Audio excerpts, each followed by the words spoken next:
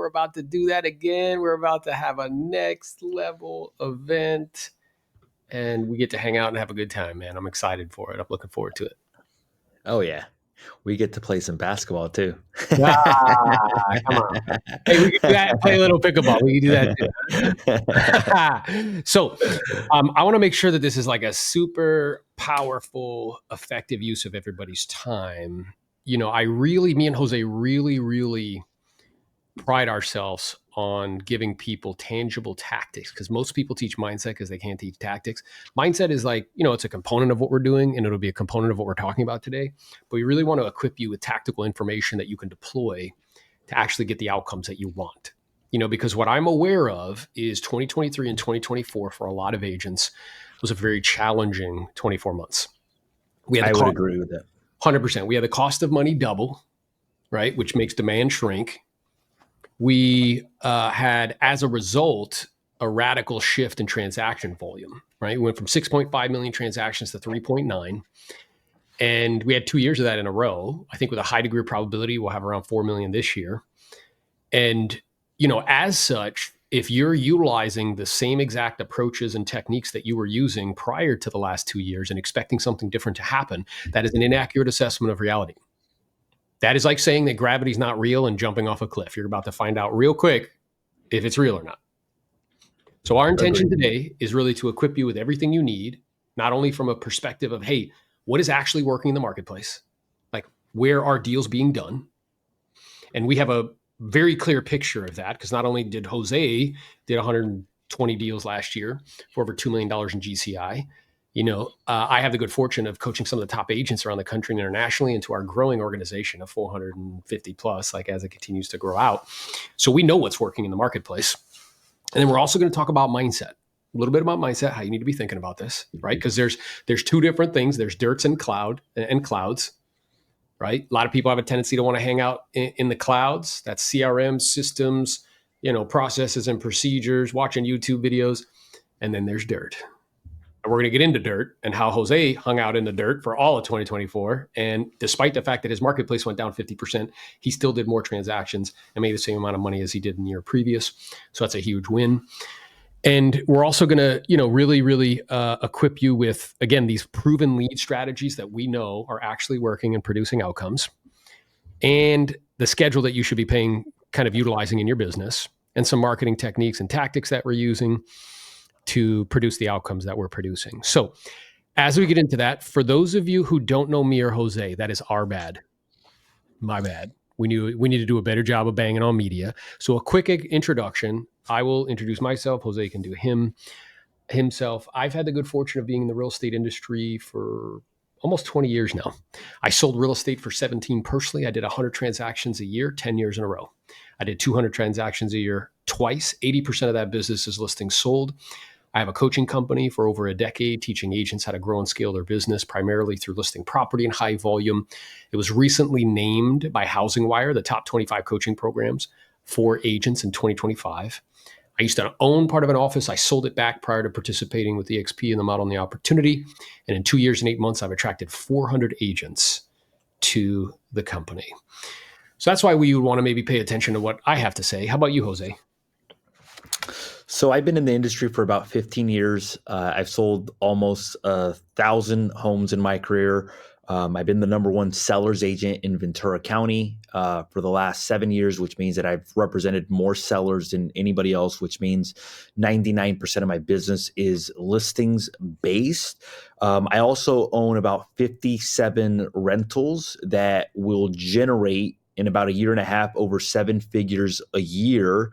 And I am in the dirt right now, meaning I am still actively selling real estate, and I've had to make a lot of adjustments, which we'll be talking about today, over the last couple of years, not to survive, but to thrive. And that's what we want to do for you guys. We want to make sure that you guys, if you're in the business, that you're not only surviving, but that you are thriving at a very high level. That's right. Getting your unfair share. And that's why this session that you've chosen to spend some of your time, which is your most valuable commodity. Thank you, by the way, for choosing to spend some of your time with us, is so important, guys, because I believe 2025 will be very similar to 2024.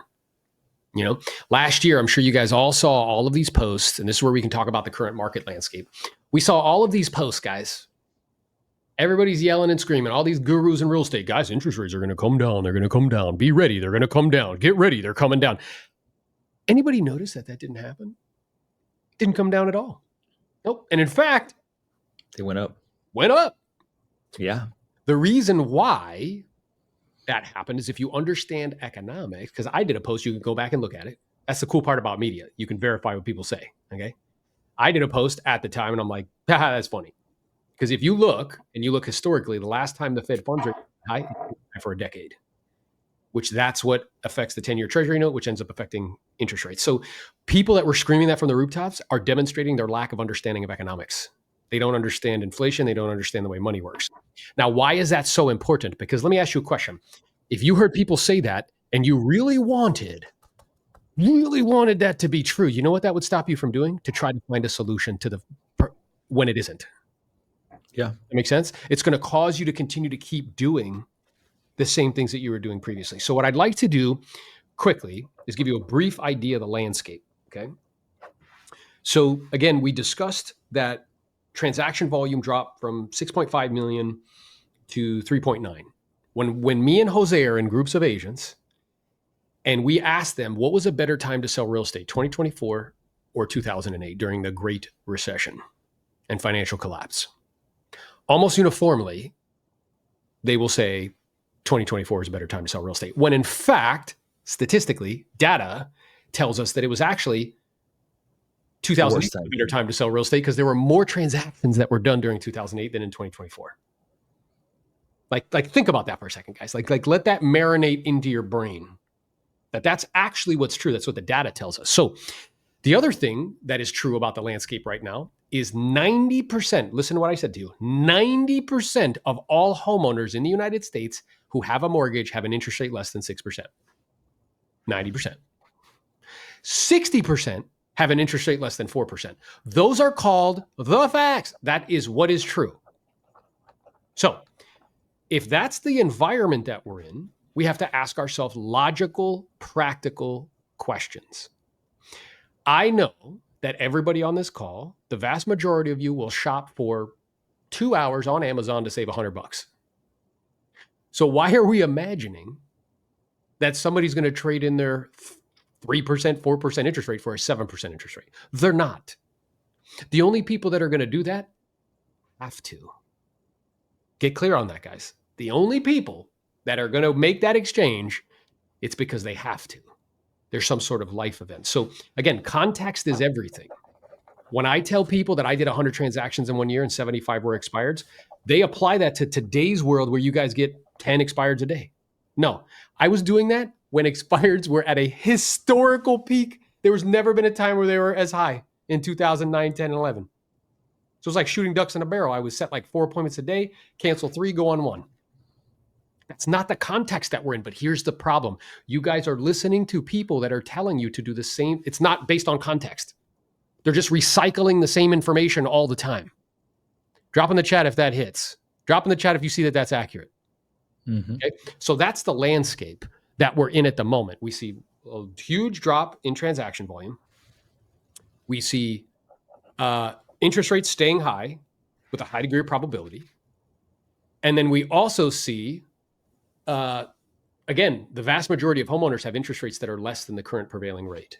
Is there anything you want to add to that in terms of landscape, Jose? Well, what I would just say, it's all about adapting, meaning that there was agents that were killing it during the REO market that would sell 100, 200 homes a year. All of a sudden, the marketplace shifts where there are no more REOs, and all of a sudden, their production shifts. Now, there are agents that did well in the REO market and did well when the marketplace shifted to a more traditional market.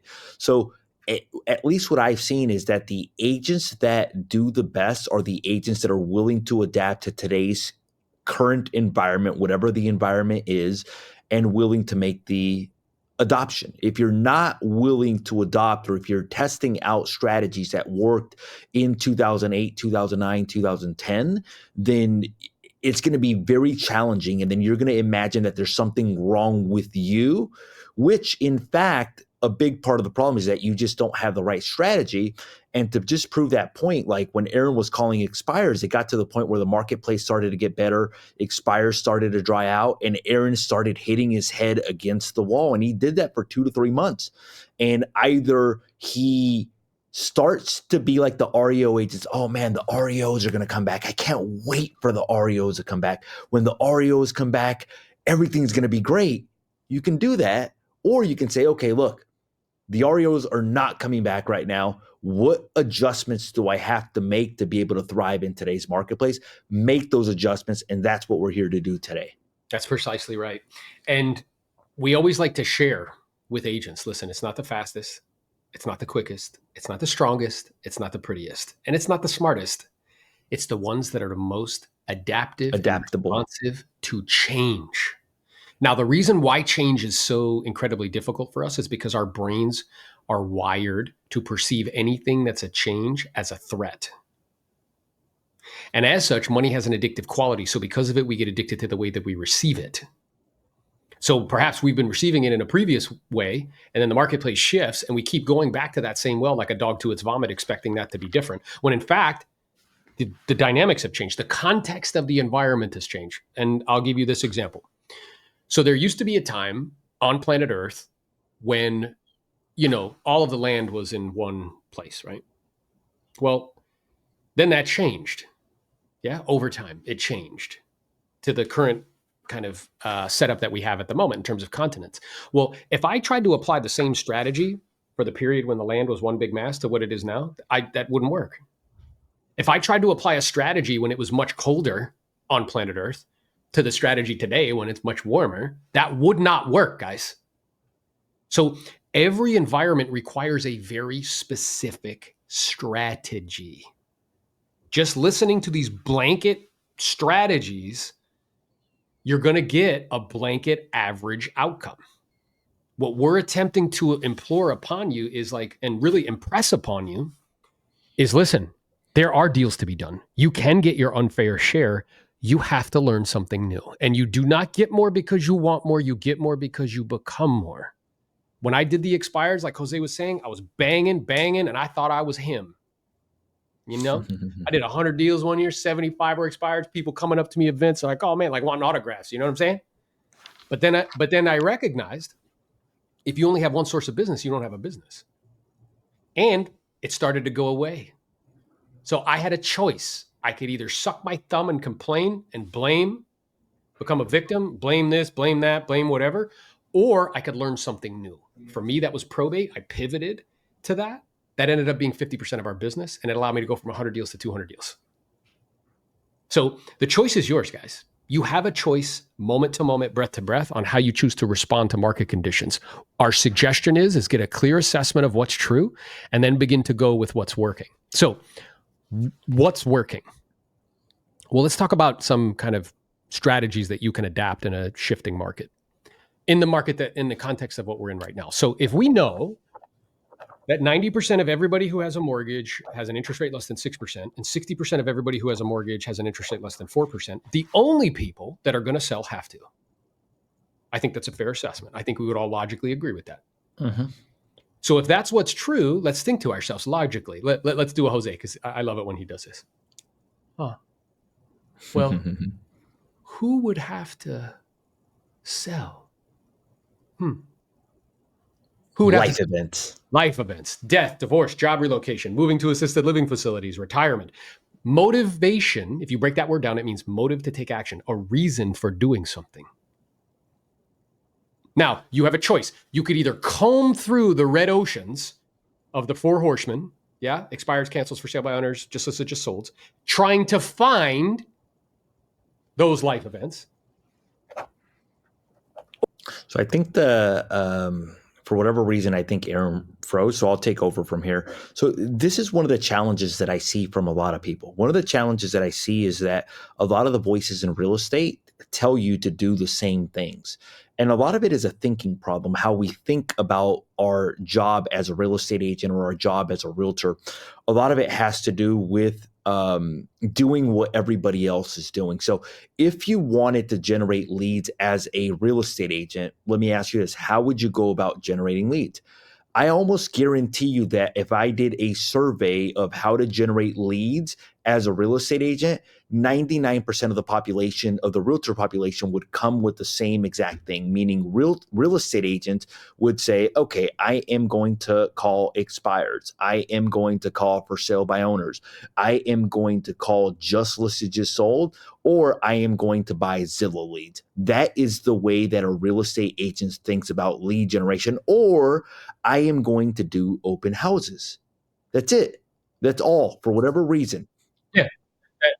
That's like the complete limit of the kind of thinking. And I understand why, because that's what you've been, that's what the biggest voices and loudest voices are telling you. So, Now, what I was saying is that you have a choice. You could either comb through all of those traditional sources to try to find those life event people, or guess you what? can target them. You could just focus on the life events. You can target them, guys. Drop in the chat if that's logical and practical and makes sense. You can actually target them specifically. So riches are in the niches, cultivating these niches. One of the things which is interesting, because when I look at Jose and we're constantly, we're talking on a regular basis, as we build, this organization out together and we're business partners and all that. And, we kind of look at what he's doing and in his business, I'm like, well, the reason why you're getting those outcomes is because you're actually doing what we're talking about. You're targeting specifically sources that are life events and that have the highest degree of probability of finding those people who have to do something. Yeah, and it's interesting because I made that shift very early on in my career, where in my market, there wasn't one source that I can take 100 listings a year from. So because there wasn't one source that I could take 100 listings a year, and that was my goal, I had to come up with a bunch of different sources where maybe I can get 30 from probate, maybe I can get X from divorces, X from pre-foreclosures, X from this. And if you add them all up, it would add up to 100 plus listings a year. So here's a couple of different lists that you guys can target. And this is where you want to take down a pen or a pencil and you want to start writing it down. Okay, so a couple of the lists that you can target is probates. Probates are actually public record. So what is a probate? Somebody dies without a living trust. They have to go through a court process called probate. That is a public record process, meaning that all of the data is public records, meaning you can reach out to the attorneys, you can reach out to the administrators. If you're interested about learning about probates, my boy over here has a great course to teach you on that. Okay, that's one of the lists. Great. Another list that you can reach out to is obituaries. So not all people that die don't have a living trust. So there is a certain segment of the population that has no living trust and they have to go through the probate process. But what happens if they pass away and they have a living trust? Then that's not going to go through the probate process. So you're not talking to them whatsoever. So what is a different way of targeting them? There is a company called successorsdata.org that tells you all of the properties that there's somebody that has passed away, and you can target people who have passed away that very likely had a living trust and are not going through the probate process. So now that is a life event. That is the entire market of death in two different segments. Do you guys think it's a good idea to touch base with these individuals? 100%. You can target divorces. Divorces are public records as well, too. Now, I would not recommend reaching out to divorces and being like, hey, I noticed that you're getting divorced. If you want to get yelled at, if you want to get screamed at, that would be the right approach to take. Or if you want to have a really shitty day, I would probably say that would be a good approach. The approach that we would recommend is, instead of calling a just listed, just sold list where you're calling 100 people maybe to generate 5 leads, call this group of people and just, hey, look, there's a shortage of inventory right now in the real estate market. Would you ever consider selling your property? Oh my God, funny that you should ask. I'm actually getting separated right now and I want to sell my property. Ding, ding, ding. Now, if they don't open up to you, I wouldn't suggest, hey, I noticed that you're getting divorced, but you're going to, instead of talking to 100 people and getting 3, you might talk to 10 people and get 5 leads, which makes your time a lot more efficient. There's tax liens, there's pre-foreclosures. All of these are public records, guys. There is affidavits of death, which means a change in the title. There is a bunch of different lists that you guys can target. If you guys want a complete list of everything that you can target, you may want to attend the Do More Deals Summit that we have coming up in Florida, February 13th and February 14th. 100%. I agree. We're going to be going way more in depth. We're just giving you surface stuff right now. So, what I'm aware of is, as you were saying that, I was thinking like, a lot of people may be thinking like, oh, well, like this source works for them, but like it's not going to work for me. Well, we have multiple different instances. So Heath, who's a member of our organization, he's on my team. I taught him probate. He did 21 probate deals last year as a part-time agent, full-time cop. Aisha in our organization was like, we were on a call and there were tears, man. It was tough. I know a lot of you guys have experienced that over the last 24 months with the transaction volume dropping so much. And I was like, hey, like we got this opportunity for you. We got this course for you. It'll teach you in depth what to say and how to say it. In 60 days, she's taken 2 listings and it equals $37,000 in revenue. Guys, what we're telling you, we know is true, just like we know the sky is blue and the grass is green. Now, the challenge is we can't do it for you. Like, you have to take the initiative to come to an event. You have to take the initiative to get involved in a course. Like, you have to gather the specialized knowledge that you need to be able to produce the outcomes that you want. Okay, so we know that this stuff works. Now, what would be a schedule that you need to pay attention to and kind of follow in 2025 to make sure you get your unfair share of the business? Well, when me and Jose first started working together, way back in the day when he was a 26-year-old little pup, he would come to me and he's like, hey, man, what schedule should I follow? Now, I said to him, very simple, because I want you to be clear, guys. We are in a season of dirt. Okay. When the marketplace is fantastic and you got 6-7 million deals and people fogging a mirror can get a loan and everybody's buying and interest rates are low, you don't have to be in the dirt that often to make the money that you want. Okay. You can make 6 figures kind of just futzing around wearing flip-flops and showing up. And a really strong market, which is what we had for probably 10 years in a row, it masks incompetency. There's a lot of agents out there that thought they were hot stuff and they are getting a brisk blow of cold air in their face because it's showing them like, nah, dude, like that had more to do with the market than it did you. Okay. So clouds, just so you're clear, are, kind of thinking about strategy, kind of CRMs, like things like that. Dirt is rolling up your sleeves and going to work. That's dirt. Dirt is pushing and shoving. Dirt is prospect, lead, follow-up, going appointments, negotiate deals. Dirt is handling objections. Dirt is when they say to you, hey, Jose, we have one more interview left. Thanks for stopping by. We'll let you know on Monday. That's dirt. Dirt is presenting offers that come in less than asking, right? Dirt is pre-qualifying appointments. So we're in a season of dirt, guys, and you have to understand that if we have gone from 6.5 million to 3.9 million transactions, does it seem like a mature, realistic expectation that you could not put forth more time, energy, and effort to produce the same outcomes that you were doing previously? That's like, why would you think that that's possible? I think we got to help out Aaron. So if you guys are open to starting a GoFundMe account to help Aaron pay for better internet, drop in the chat. I am willing to help Aaron pay for internet so that we can have a proper presentation. Okay, so what Aaron was saying was just about that right now with the volume dropping tremendously, more than 50% of my market, we have to make adjustments and we have to adapt. If we don't make adjustments and we don't adapt, then obviously that's going to be a challenge for us.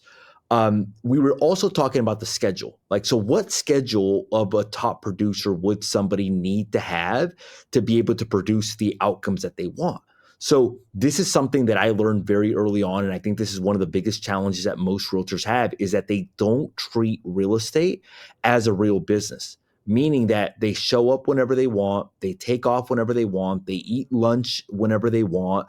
They basically don't have any set schedule. So one of the things that we incorporated, or that Aaron incorporated helped me incorporate was he asked me very early on, he said, what amount of money would you like to make in real estate? And I said, okay, well, I want to make X amount of dollars. I said, I want to make $1 million a year. And what he asked me, and he was like, look, if you want to make $1 million a year, what would that person, who would that person look like? Meaning, like, what time would that person wake up at? Be like, hey, if I want to make $1 million a year, would that person be waking up at 12 o'clock in the day? Probably not.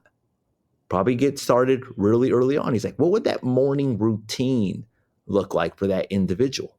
He's like, would that individual practice? What would he practice? How many times a week would he practice? How many times a day would he practice? Would that individual that wants to make $1 million a year, would that individual prospect? He's like, how many hours a day would he prospect? How many people would he talk to? Would that person be more buyers based or more listings based? How many listing appointments would that person need to go on? So what ended up happening is that what he made me realize that was in order to do more or reach the goals that I wanted to do, I needed to become more. And by me becoming more and making adjustments, not to the way that I want it to be, but that are more in line with the way that reality is, I was able to capture more of the marketplace. I'll give you guys an example. We have my brother-in-law here who was like, look, I'm not getting much business from expireds. I'm like, okay, what time are you calling them at? He's like, oh, well, I'm calling them at 2 o'clock, 1 o'clock in the afternoon. I'm like, hey, what if I told you that there's people calling them at 7:30 in the morning or 8 o'clock in the morning? And that part of the reason why you're not getting any business because you're like the 40th call. And by the time you're calling them, they are over talking with real estate agents. And he's like, oh, makes the adjustment. All of a sudden, his approach is more in line with what the marketplace is required of him. All of a sudden, starts setting appointments for expired listings magically. Yeah. So the idea is Right? like you want to schedule. You can tell the power of a schedule based on the results that it produces. I'm going to say that again, not because you didn't hear me, but because it's a nugget. You can tell the power of a schedule based on the outcomes that it produces. So look at your schedule and see the outcomes you're producing and be like, okay, is that in alignment with what I actually want? And being that we know that all the leverage is on the listing side, being that we know that, all the money's in knowing how to sell the service, you know what I'm saying? Then it would make sense that my schedule be reflective of that. So what I would propose is for the next 12 months, this is the schedule that you follow. You are up sometime with a 5 in front of it. I don't care whether it's 5:30, 5:45, 5:55. Most of you sleep in like you're independently wealthy. You're not. Okay? So something with a 5 in front of it. I would do something physical with your body every day. Fear is a visceral experience, but so is courage. You have to train courage into your body. Okay? If you start the day doing something difficult, the rest of the day is going to be pretty easy. The second thing I would do is I would put something good into my mind. You could be listening to something, you could be reading something. I personally spend about an hour a day reading. The next thing I would do is I would have something nutritious that's light for breakfast, not ham, eggs, and bacon and like 2 pieces of toast and French toast. You're going to want to go back to sleep. Something light. Then I would do some affirmations and incantations, right? Then I would write out short-term and long-term goals. Part of the issue is a lot of you guys come to me and Jose and you're like, hey, I'm burnt out. I'm like, dude, you're not a candle. Candles burn out. You have inside of you the same force that makes the earth go around the sun at 66,000 miles an hour. You have the same force inside of you that makes birds fly and grass grow. That does not burn out. The reason why you're saying burnout is because you've lost focus on the reasons why you're doing this. So keep it in front of you all the time, short-term, long-term goals. And then you get on, and then you do some role playing before you get on the phone. Right? Role play for 30 minutes and practice the stuff that you're not good at, guys. Most of you guys, we do that role play group. It's free. You want to hop on and like run through the stuff that you know. You know why you want to do that? Because it's comfortable. You're not going to get better that way. When I was teaching Jose and me and him were role playing together on a regular basis, he would constantly come to me with the stuff that he wasn't working on, that he wasn't good at. He'd be like, dude, they keep telling me they want to think about it. And I keep falling on my face. Like, I don't know how to handle it. So for 30 days, that's all we did every time we spoke. That's it. Maybe longer, 90 days. That's all we did. And then you come back to me and be like, dude, I'm having a hard time getting price reductions. Like I get uncomfortable. I don't know how to ask and like this and that. So that's all we would work on. So role play regularly. Then you want to get on the phone. You want to be time on task for 3.5 to 4 hours a day, time on task, meaning not you saying, yeah, I've been prospecting for 3 hours, but it consisted of 30 minutes and a 20-minute break because you got lost and chased down squirrels on YouTube or on your email, or try to answer questions about a deal that's pending because you're checking your email. No, time on task in front of prospective clients in the presence of prospects for 3.5 to 4 hours a day. Most of you guys, you don't have anything else to do, guys. There's no reason why you couldn't do that. Now, that'll take you to probably like noon, 11:30 noon. I would role play again. Role play the listing presentation. Most of you guys unconsciously are timid and meek in setting appointments. You're not aggressive because you don't know what to say if you would set one. I promise you, bro, you practice listing presentation every day, just like practice a free throw 1,000 times. You want to be put in a game and you want to play. That's what you want to do. Yeah, exactly. So you know, like, hey, yeah, I can execute on that. I've been doing that all the time. Because you know you're going to win. So I would do that. Then I would do like 30 minutes of admin, whatever that is. Answer emails, whatever, check messages, That takes you to the afternoon. In the afternoon, you only have a handful of choices, guys. Most of you guys get stuck because you give yourself too many choices. The first choice is if you have an appointment, you go on it. The second choice is to practice more. Let's operate under the assumption that you are not practicing enough. Let's operate under that assumption. Okay. The third option is to prospect more. If you have nothing else to do, go and be in the presence of prospects again. Yeah.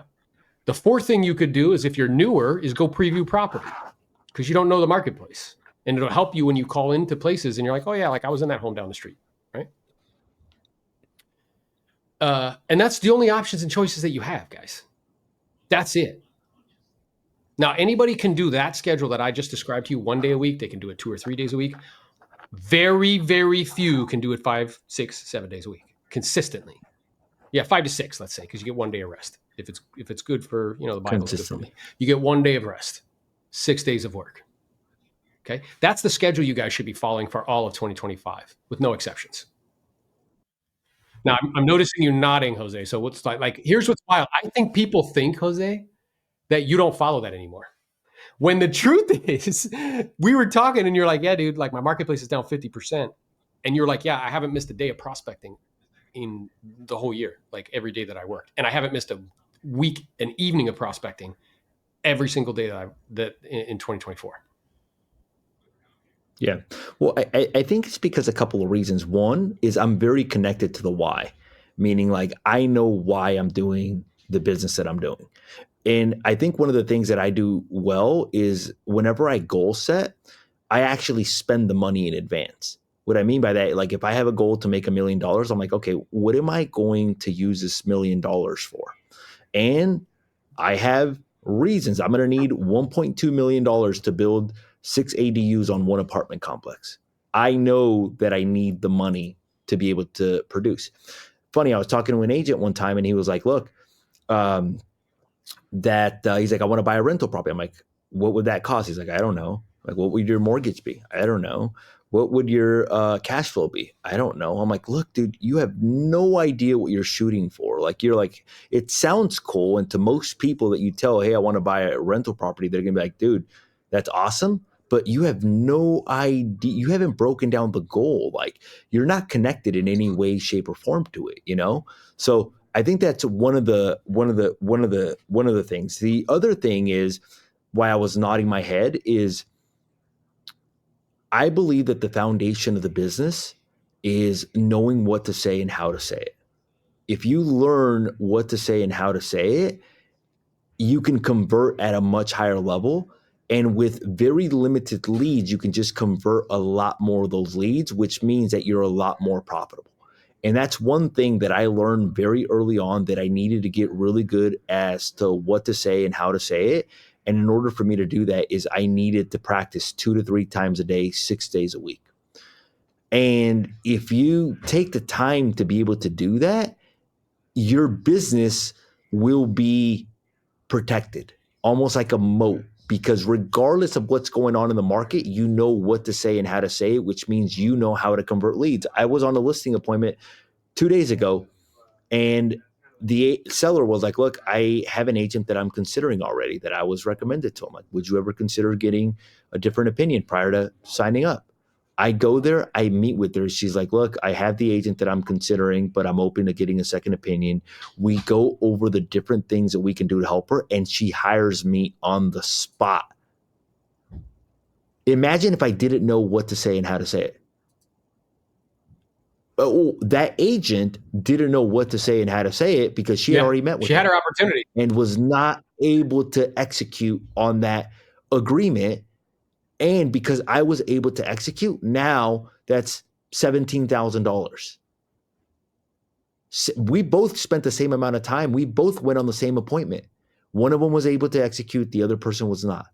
Think about how valuable It's that huge, is. bro. It makes all the difference in the world. So Lewis says free role play group. No one in my market center calls role play. You're in New Hampshire. Yeah, we have a thing that we do on Wednesdays. You could reach out to me and Jose. We'll send you the link where it's a group chat in Zoom where people can just come and role play. And we personally role play with you live. Remember, most people teach mindset because they can't teach tactics. We'll teach you the tactics. You just got to be brave enough to step up. I also have a role play group that you can join. You know, there's a fee for that. And then if you partner with us, it's free. Arazu, new agent here. Would you suggest getting the presentation down first? No. So what I would propose or suggest is that's like getting ready to get going, possibly provided that everything works out and like, you know, the sky is crystal blue and the temperature is perfectly right. What that is if you're not careful, it's just a mechanism for hiding out. So what I would propose is start prospecting immediately. Because let me ask you a question. The moment that you set an appointment, are you going to become incredibly resourceful on figuring out how to do it? Yes, 100%. 100%. Yeah. Not only that, but you're going to come to people like me and Aaron during the role plays, and you're actually going to come up with real life situations versus situations that you're imagining in your head that are going to happen that never end up And I happening. think the problem is our current kind of, you know, our education system, the way that we understand it, is built to cause you to imagine that learning something is like gathering information is the purpose of learning. It's not. It's Doing. doing.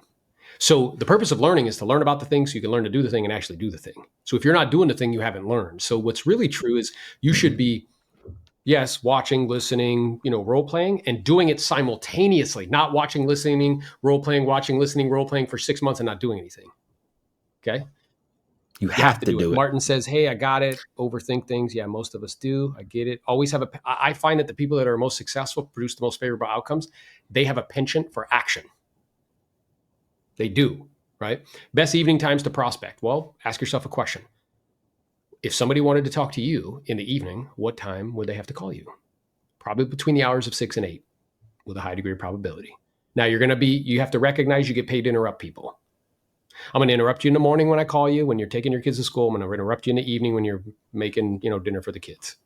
So I wouldn't overthink it, you know, just be like, hey, if somebody wanted to reach me, what times? Aaron, what do you suggest? Well, even here, Aaron, what I do is if I don't have any appointments, what do I do with my time? I literally fill it with phone calls. Mm-hmm.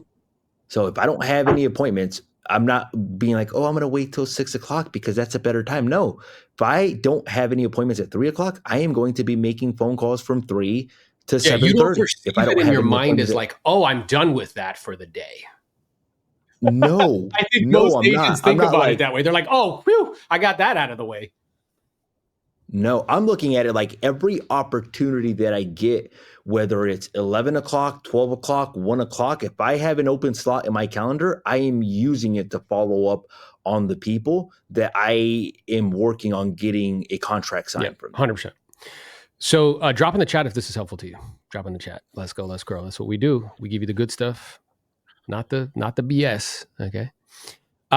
So one of the things that we can give you just as an example, real quick, just a taste, you know what I mean? A little sprinkle of some flavor, some sabor, is let's say somebody says to Jose, like, hey, I already have an agent. You guys hear this all the time. I already have an agent. We're good. What can you say to that? So me personally, or you? Either one of us can do it, but you can. After you, sir. After Okay. you. All right. Yeah. So what I would say is, look, Aaron, I'm not sure if you're open to this. What a lot of sellers do before they end up committing to an agent is they typically take the time to interview a couple different agents to get different opinions about price, make sure that they're getting top dollar, commission, make sure that they're getting the best commission structure, and also marketing. Is that something that you're That's open right. to? And the reason why we're doing it that way from a tactical perspective, notice he didn't disagree. He didn't try to like make the other agent look bad. It's like, yeah, dude, I get that. And you know what we oftentimes find, because I know ultimately this is a business decision about who can help you net the most and do it quickly and efficiently. And as such, it usually makes sense to get an additional opinion with regards to price, commission, and marketing strategy. I'm curious, do you think that would be helpful or useful to you in some way? Me and Jose have both seen people that are like, dude, this guy's like family to me. When you say price, commission, they're like, well, we're not that close. So yeah, I'm open to another opinion. So these are within these little, watch, that little mastery of that, right, is the difference between 10 listings from a source that says, I already, got somebody, and 0. So this is why it's so important, guys, that whether it's with us or somebody else, you have a community that you can go to apply what it is that you're learning and that you're getting the best guidance, the best information for the marketplace that we're in right now, the context of the market that we're in right now. So let's see, I'm looking here. Yeah, another thing that we can talk about briefly, because I'm noticing our time, is you can only grow to the proportion that your systems will allow you to. You can only grow to the proportion that your systems will allow you to. So let's say you listen to me and Jose's guidance. You dial in that morning schedule. You dial in that schedule that we just described. You eliminate all distractions. You're role playing twice a day. You're prospecting. You start to generate business. Well, 65% of everybody on this call grew up in families that live paycheck to paycheck. So because of that, we heard things like money doesn't grow on trees. Eat all the food on your plate. A penny saved is a penny earned. Or the worst of them all, if you want something done right, you need to do it yourself. So what ends up happening is you end up with cash spurts instead of cash flow. So you start doing what we're telling you and you're like, whoa, oh my gosh, this stuff is working. Oh my gosh, I got like 3 listings. Oh my gosh, I have like 3 or 4 pendings. This is amazing. And then you stop all of the activity, the PLAN, the prospect lead follow-up, go on appointments, negotiate deals that got you all that business to service the business. And then you go down the water, the roller coaster. You're like, yay, this is great. I just made like 20K. This is awesome. And then you find yourself 90 to 120 days later with no listings and no pendings. And you have to start all over again. Okay. So if you want to avoid that, you need to create systems that allow you to list property in high volume. That includes listing coordination, transaction coordination. There's no reason that everybody on this call couldn't be utilizing a listing coordinator or transaction, like 0. You just have to give up a little bit of money, and it isn't even that much. In any marketplace around the States, in the United States, I don't know, $300 to $500 for somebody to service a pending. If you find yourself saying, I could just do it myself and save the money, stop it. It's the wrong thinking mentally. Okay. Ask yourself a question. How many people do you know that are super successful and have 0 employees? None. Okay. Stop thinking about your business as a cash grab, trying to rip out as much cash. Question to ask yourself is, am I selling something or am I building something? Okay. So you have to have these systems in place. Well, I think too, when it really clicked for me is I had the wonderful fortune of shadowing a top producing agent very early on in my career. And what I saw him do was saw him show up to the office 7 or 7:30. He started prospecting, set a couple of appointments, basically went on an appointment, took a listing, grabbed that contract, gave it to his assistant. His assistant started processing it, got back on the phone, set some more appointments, went on another listing appointment, brought it back, gave it to his assistant, and started prospecting again. And when I saw that, what it made me realize, I'm like, oh, that's my job. My job is literally to go out and get the meat and bring it back for somebody else to cook it. Not only that, but I took some economics classes in college, and they came across this principle called opportunity cost. And what that principle taught me was that if you want to make X amount of dollars, like $100 an hour, let's say that was your goal to make $100 an hour, that means that you have to delegate anything else that you can pay somebody else less money to do. So for example, could you pay somebody to answer the phone for less than $100 an hour? Absolutely. Could you pay somebody to put a for sale sign less than $100 an hour? Absolutely. Could you pay somebody to basically prepare a pre-listing package for you? Could you pay somebody to upload an MLS listing for less than $100 an hour? Yes. The problem with the real estate industry, and this is not the same in any other industry, just the real estate industry is that we think that we have to do everything ourselves, and we think that we have to wear every single hat. So with that being said, you're running around installing a Supra, you're running around installing a for sale sign, which is a $20 task.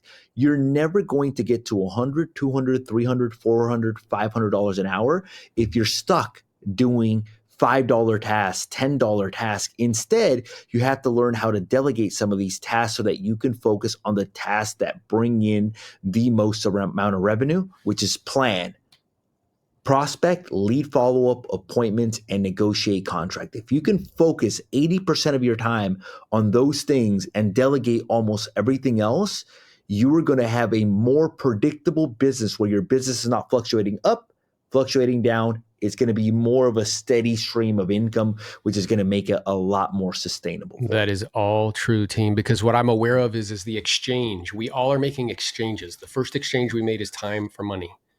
It's not a bad exchange. We all make those exchanges. We just need to make sure that we're being compensated appropriately for our time. And the way you do that is by becoming more, adding more value, right? Learning new skills, and you'll be compensated more for your time. The shift that most people never get to is begin to trade money for time. And that's what me and Jose are talking about, right? Hiring somebody for a task that's 15, 20, $100 an hour. Because when I was, banging, doing 100 deals a year, 10 years in a row, 200 deals a year twice, what I became aware of is my time on the phone, $750 to $1,000 an hour. Imagine that. Anything less than that, I should be willing to buy my time back for $100, for $200, for $300, for $400, right? So I know that the internal barrier to that is the fear of there not being enough. But what we're telling you is that until you address that, you will perpetually be at a plateau of transaction volume. You'll never kind of break through, right? 80% of accomplishing anything is psychology, 20% is mechanics. There's usually an emotion that's stopping you and blocking you from doing the things that logically make sense, because everybody on this call is smart. So it's not a question of if we're saying is logical to you. It's just an issue of why am I not doing it? Like, what's stopping me internally? So what we wanted to do today, guys, is give you just a flavor, just a feel, just a taste. A recap of what we just covered here today is, number one, if you want to produce outcomes that are unfavorable that are very favorable in your eyes, you got to adapt, meaning that when the marketplace shifts, you cannot continue to do the things that you've been doing that worked in previous markets. The other thing that I would say is, on top of adapting, you have to be willing to listen to people that are succeeding at a very high level and be able to make adjustments that they are making. That includes sources like life events. It includes sources like pay per click. It includes sources like pay per lead. Recap is you have to focus on the listing side as well too. All of the money is made. We're just doing a quick rehab of everything that we've covered, Aaron. Yep. You have to be able to follow a schedule. You have to be able to treat the business like a real business. You have to be willing to delegate things as well too. You have to be willing to have a schedule that is conducive to producing the outcomes that you want to produce. You have to learn what to say and how to say it. What else, Aaron, would you say? Yeah.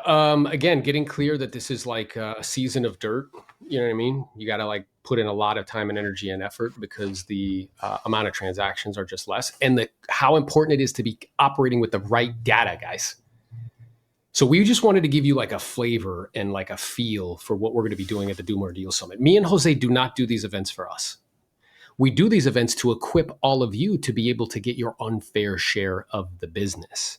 And just a quick little glimpse of who is going to be in the room, because my life has changed dramatically because of relationships. It's because of proximity. It's because of attending events. I met Jose at an event. Yeah. I met Angel Garcia at an event. I met Pace Morby at an event.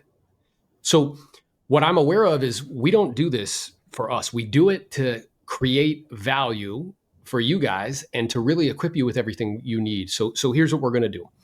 In February, 13th to the 14th, and don't tell me oh, it's like Valentine's Day. I'm you still believe in Santa Claus, bro? You trying to build something? What are we doing? You know what I mean? You're going to stop for the Easter Bunny? So the 13th through the 14th, we're doing the Do More Deals Summit. We have brought together a lineup of guides. So let me ask everybody in the chat a question. If you could hang out with me and Jose on a regular basis, do you think it would have a positive impact on your business? Yes or no? 100%. Yes or yes? Yeah. So who we're going to be having in the room, we have Leo Perea, who's the CEO of EXP. He was the number one real estate agent within the within the Keller Williams brand, number one. Okay. He has built software that he has sold to MLS systems. He will be in the room. We have Pace Morby, bro, who has the number one creative finance book in the country, because me and Jose, as you could see, we want to equip agents to be able to add more value than anybody else so they could get their unfair share. Okay. He's going to be teaching agents sub two, because there's opportunities there that we're not being able to take advantage of because we lack the data, we lack the information. We have Ryan Secco. Ryan Secco is the vice president of Cardone Capital. 14,000 doors, okay? I know all you guys' eyeballs went up when Jose said 57. 14,000 doors, okay? $4 billion portfolio. We have the founder of the Enzo Dialer, which many of you guys use because we've been recommending it to you. He's going to be in the room. You can ask him whatever you want about the TCPA rule changes, about how to use the dialing system. We have Jose. Jose did $2 million last year in GCI. He owns 57 doors. He kind of knows what he's doing. He's going to be in the room. You could ask him whatever you want. He was saying we have Jose, who has basically sold close to 1,000 homes, owned 57 rentals, and is selling over 100 homes a year in today's current market in California and grossing over $2 million in commissions. You're going to have Aaron Novello there, who has sold close to 2,000 or over 2,000 properties in his career, that sold over around 200 units a couple years in a row and about 150 units year after year, and over 100 units a year for over 10 years in a row. Not only that, but he coaches some of the top agents across the country, including myself. He was the coach that helped me get to the level that I want to be in. We're going to have people like Jessica Nelson, who's a powerhouse in Texas as well, too. Yeah, Jessica moved from one marketplace to another, and in her first calendar year in a brand new marketplace, didn't know a soul, did 52 transactions. I was coaching her personally through that. We have Justin, my tax guy. You guys want to save money on taxes? Get in a room with somebody who can actually save you money on taxes, okay? Because H&R Block isn't cutting it. All right. We have Lars. Lars owns Real Estate B School. He he has almost 2,000 agents in his organization. He was in Gary Keller's top 100, $2.6 million a year in GCI. And he only worked in that business 58 days a year. Guys, world class. Whatever you are, I'm telling you, this could be the difference between like 2025 getting it for you and being fantastic and strong, or like maybe it's the time where I'm not in the business anymore. Okay. You must get proximity. I don't care what you are doing, get in the room. We've made it so inexpensive based on the lineup. We've dropped the link in the chat. We want to see you there, bro. We want to see you come up to us, say what's up, and we want to be able to pour into you more and more, because we just gave you a little taste. We're going to be going in depth in everything that we were just discussing. And we actually left two things off that we were going to talk about today because we ran out of time. So we'd love to see you. You see the link there. I dropped it in the chat. Let's open it up for some Q&A while me and Jose have some time. We have maybe let's do 10 minutes of Q&A, and then I know we both got to bounce. Agreed. So what questions? What's the cost to attend? If you're not partnered with us, it's only $250. That's ridiculous for that lineup, just so you know. It's in Fort Lauderdale, Florida as well, too. Fort Lauderdale, Florida. Mm-hmm. Come hang out with us. It'll be fun. What other questions you got? Oh, it'll be beyond fun. No, next level. It has the capacity. Not only that, but we'll teach you how to do more deals, which I think that's what everybody is looking for. Okay, how do I do more deals in 2025? And our lineup is designed to teach you what is working today. Now, here's what you can do. Like sometimes you get people that are like, hey, I'm going to teach you this, and they haven't actually done the thing that they're trying to teach you. You can verify all this. Look me up on Zillow, look up the production. The production is there. It's all verifiable. You'll see that majority of the business is listing sold. So this is real people doing real business in today's marketplace. Yeah. So Arazu asked, hopefully I said your name right. Is this for everybody or just our team? It's for everybody, bro. We welcome everyone. We're an equal opportunity employer. That's exactly right. You should come. Get your ticket, bro. What else? What other questions you guys got for us? Questions, comments, concerns, observations, I think hallucinations? everybody wants to know. I'm married. I got 2 kids, guys. All right. Come on. But I called you the other day and you said, I got a question for you. You're like, yeah, dude, I'm already married. It's funny. Jessica is like, yo, it's cheap. I just paid 25K to go to GrowthCon. Yep, it's true. We're putting on that caliber. Yeah. And here's the thing, guys, truthfully, like whether it's with us or anybody else, if you're not willing to invest in your own, like in yourself, like nobody's gonna be able to help you, Yeah. bro. Not only that, but literally events changed my life. I got to meet some of my best friends. Angel Garcia was the best man at my wedding. And I met him through an event in San Jose, and we hit it off and became like great friends after that. I met Aaron at an event as well too. So a lot of the people that have had some of the largest impacts in my life, I have met by attending events. So the information is great that you're going to receive. The networking and the people that you have the possibility to connect with will change your life. I attended an event, and then back then, Angel taught me this one thing. He's like, hey, I was calling for sale by owners back then. And he goes, have you ever called somebody on a make me move? I'm like, what's a make me move? He's like, oh, there's this thing on Zillow that if you check off and it says make me move, which means that they put a certain price that if you offer them that price and they would move. And I'm like, I've never heard of that. They never taught me that. And I call it. And within the first week of calling, bro, I land a listing. And at that time, commissions were a lot lower. It was like 12 to 13K. I was like, oh my God, that is unbelievable. And it was great, but that was a relationship that I met at an event, you know? Yeah, and worth whatever the cost was, it was to go to the event. Brian says, hey, would you consider for rent by owners? Yeah, it's a decent lead 100%. source. 100%. Yeah. Yeah. For rent by owners, Yeah. actually, a lot of times have multiple properties. And if you call them, they may end up renting that property, but they may be considering selling other properties. Not only that, but some of these people are whales. They're like 10, 15, 20 different properties. These are definitely people that you want to build relationships with that I would 100% recommend reaching out to and staying in contact with and basically building relationships with these individuals. 100%. Love it. What other questions you guys got for us? In order to achieve different results, guys, you got to start thinking differently. Yeah.